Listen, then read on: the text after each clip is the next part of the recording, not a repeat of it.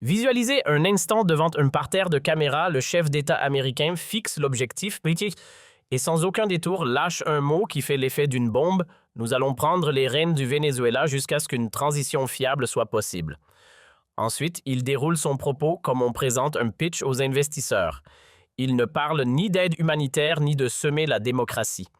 Non, il expose un scénario digne d'un plan d'affaires, l'entrée massive des majors pétrolières des USA sur le sol vénézuélien des milliards, à injecter des usines à remettre sur pied et surtout du cash à générer.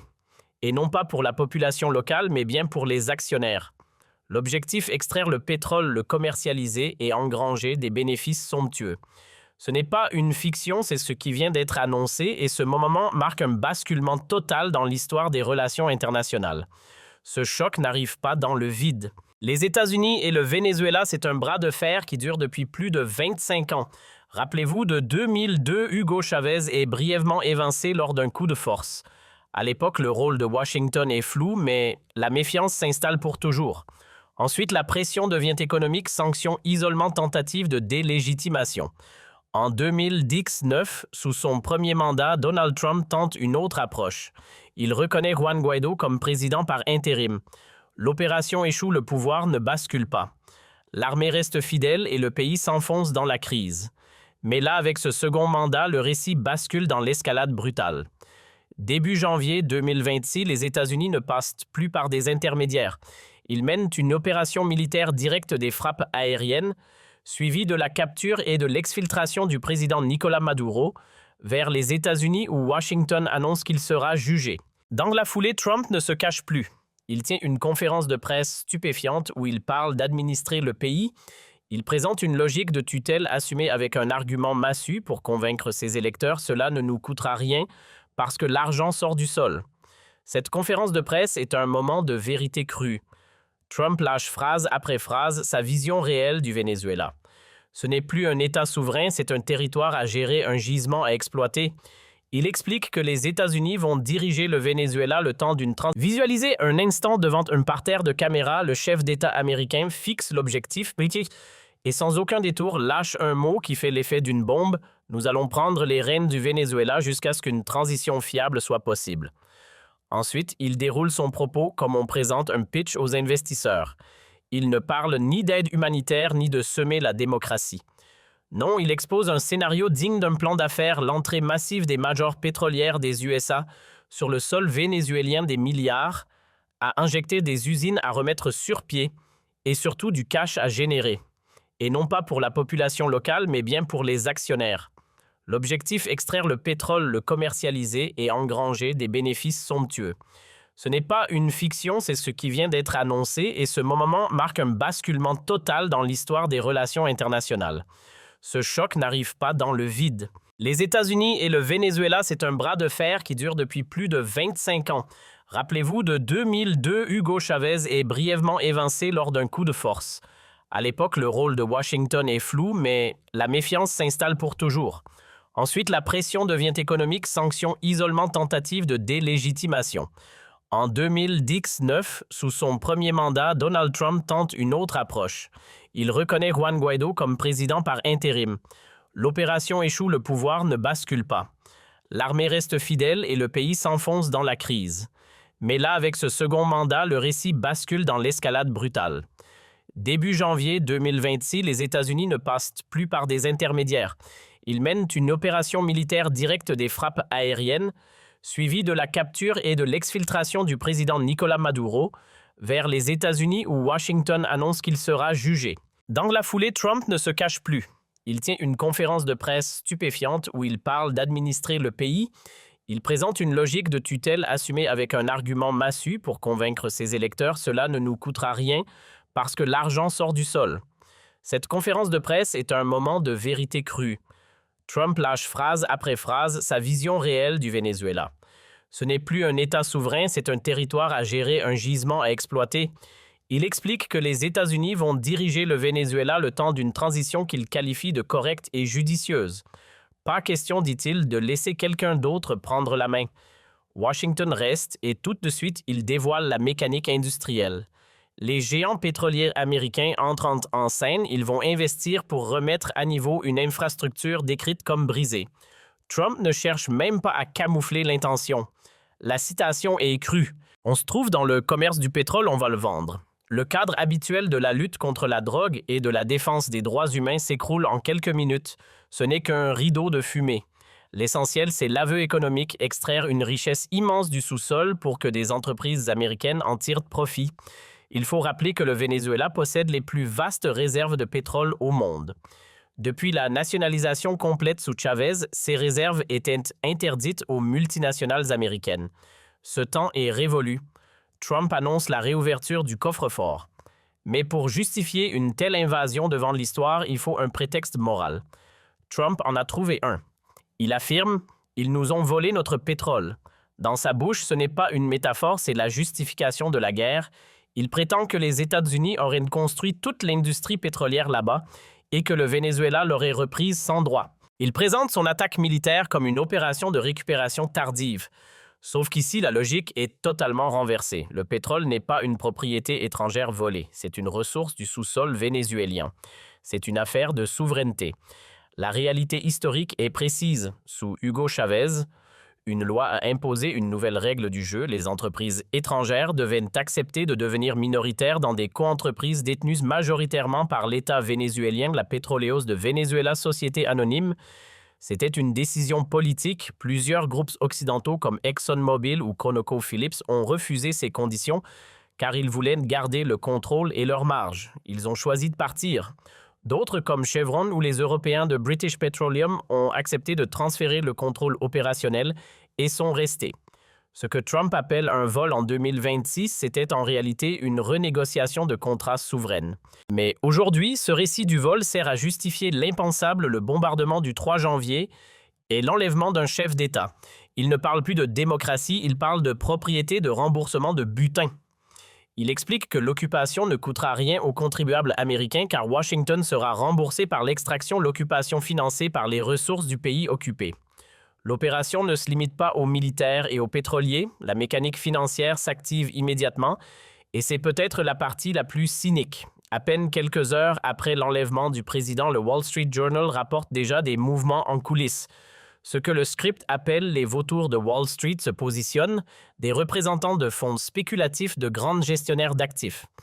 Ils envoient de leurs équipes rencontrer le nouveau pouvoir installé par Washington. Ils ne visent pas l'aide humanitaire, ils visent les rouages clés de l'État, les ministères, la Banque centrale, la bourse de Caracas.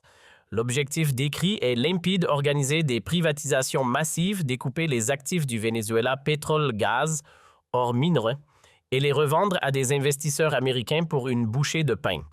Penny on the dollar. La méthode est présentée comme un copier-coller terrifiant de la Russie des années 1990.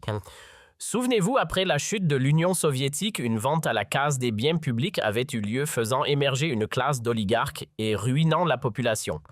Ici, le plan est le même, mais piloté depuis l'extérieur, prendre le contrôle privatisé à outrance et transférer la richesse nationale vers des portefeuilles étrangers. Au fond, toute cette première séquence de la conférence se resserre sur une seule idée. L'accusation drogue sert d'écran.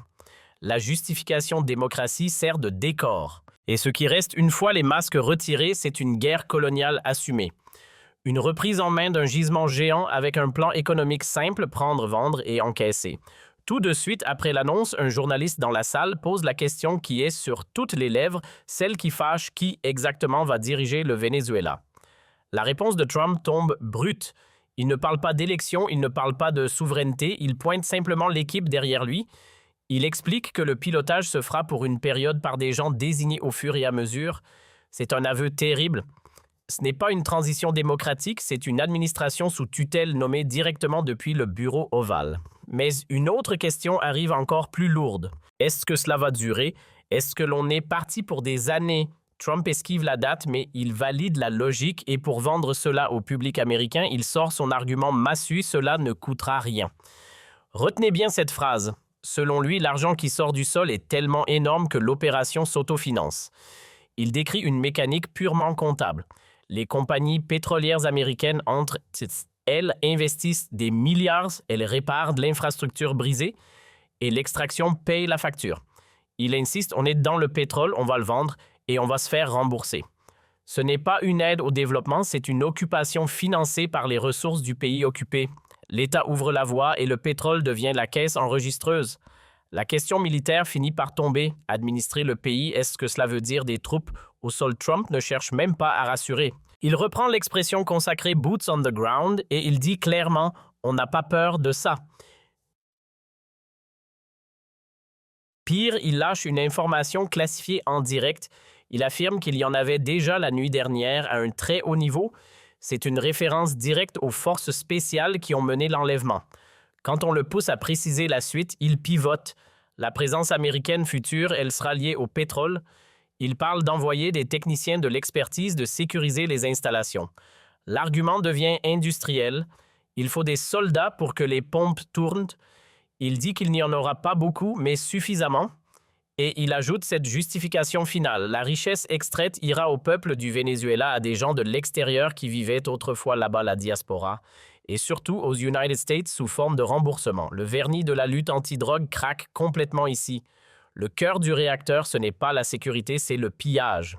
Pétrole-gaz hors minerais critiques, terres rares. L'armée américaine devient le garant d'une mise sous tutelle économique totale. Justement, parlons de l'argument drogue. Au début de la conférence, Trump tente d'en faire le motif principal, sauf qu'un fait récent pulvérise cette posture morale. Un journaliste pose la question qui tue. Comment pouvez-vous justifier l'attaque contre Maduro au nom du narcotrafic alors qu'il y a un mois, vous avez gracié Juan Orlando Hernández? Juan Orlando Hernández, c'est l'ancien président du Honduras. Il a été condamné par la justice américaine elle-même pour avoir inondé les United States de cocaïne.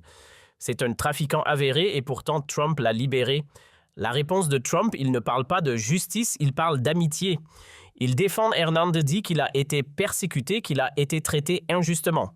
Il rappelle qu'il soutient les dirigeants amis. Le message envoyé au monde est d'un cynisme absolu. Il y a les trafiquants ennemis qu'on bombarde et les trafiquants alliés qu'on protège. Le récit va plus loin. L'unité citée pour l'enlèvement de Maduro, ce sont les Delta Force. Le journaliste Seth Harp souligne l'ironie. Ces forces spéciales opèrent souvent dans des zones grises, côtoyant parfois les réseaux qu'elles sont censées combattre. L'accusation de narco-État n'est qu'un slogan publicitaire pour justifier l'invasion. Ne regardez pas seulement Caracas, regardez Pékin. Dans cette conférence, le Venezuela est utilisé comme un exemple. Trump parle de réaffirmer la puissance américaine de domination. Il dit que l'autorité des United States ne sera plus mise en question. L'obsession, ce sont les adversaires étrangers. C'est un code pour désigner la Chine, la Russie et l'Iran. Il faut savoir qu'avant l'attaque, la Chine importait 80% du pétrole vénézuélien. Quelques heures avant les frappes, un diplomate chinois était encore au palais présidentiel. En bombardant Caracas, Washington coupe littéralement le robinet énergétique de la Chine. C'est confirmé par les proches de Trump. Le sénateur Lindsey Graham Twitter explicitement que c'est un message envoyé à Pékin. Coupez vos liens avec le Venezuela, la Russie et l'Iran où il y aura un prix à payer. Le narrateur fait ici une comparaison glaçante via l'IAC. Depuis 1976, les United States auraient bombardé entre 14 et 16 pays. La Chine, zéro bombardement connu à l'étranger. Aux yeux du monde, ce n'est pas une opération de police. C'est une puissance qui assume de renverser des gouvernements pour sécuriser des ressources et bloquer ses rivaux géopolitiques. Après le Venezuela, qui est le prochain de l'attaque, est présenté comme le début d'un grand nettoyage en Amérique latine. Trump réactive la doctrine Monroe qu'il renomme en plaisantant la Donroe Doctrine. L'humour cache une menace. L'Amérique latine est notre arrière-cour. Personne ne bouge sans notre accord. Le viseur se déplace immédiatement sur Cuba. Trump qualifie le pays d'État en échec et Marco Rubio, son secrétaire d'État, lâche une phrase lourde de sens. « Si je vivais à La Havane et que je faisais partie du gouvernement, je serais un peu inquiet ce soir. » Puis c'est au tour de la Colombie. Trump s'en prend personnellement au président Gustavo Petro. Il le traite de dictateur alors qu'il a été élu. Il lui dit de faire attention à ses arrières. Ce ne sont pas des paroles en l'air. Petro a déjà vu son visa retiré et des sanctions tomber. Avec la présidentielle colombienne qui approche au printemps 2026, Washington met une pression mafieuse. Regardez ce qui est arrivé à Maduro. Vous voulez être le suivant? L'idée d'un effet domino est là. La victoire au Venezuela n'est pas une fin. C'est le nouveau mode opératoire pour toute la région. Regardez bien les mots qu'ils utilisent. Ce n'est pas anodin. Dans cette conférence de presse, Pete Hegseth ne se présente pas comme le secrétaire à la défense, il se présente comme le secrétaire à la guerre. Le Pentagone redevient le département de la guerre. Ce n'est pas juste un changement de nom, c'est un changement d'époque. Hegseth le dit face caméra. L'Amérique peut désormais imposer sa volonté n'importe où, n'importe quand. À ses côtés, vous avez le général Dan Racine Khan. Son discours délivre une force écrasante. Mais le plus effrayant, c'est la torsion de la réalité. Ce général affirme sans sourciller que l'invasion du 3 janvier était de la légitime défense. Donald Trump va même plus loin. Il félicite son général pour avoir mené, je cite, « l'une des attaques les plus précises contre la souveraineté ».